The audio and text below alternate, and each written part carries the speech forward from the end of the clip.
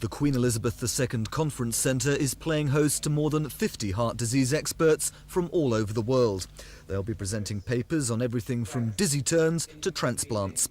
Professor Lawrence Cohen from Yale University will be talking about the cardiovascular benefits of good old aspirin.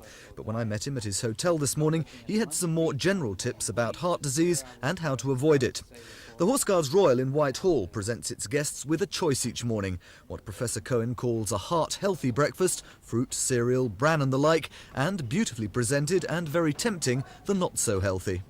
Now, over here I have what I suspect you'll describe as the House of Horrors.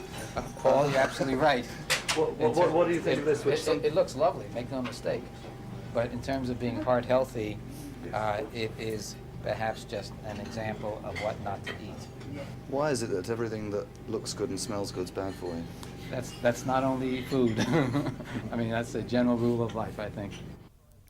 Professor Cohen identifies the risk factors. At the top, he puts smoking. His advice, stop it.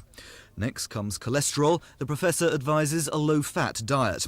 Third on the list is exercise. Professor Cohen jogs every day and says we should too.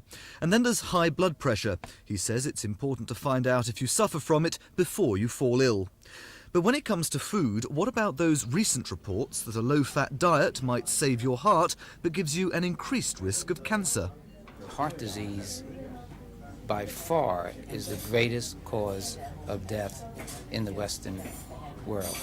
And if one looks at the incidence of heart disease and the incidence of cancer and what might be caused by a low-fat diet in terms of cancer as opposed to heart disease, I think the numbers are different magnitudes.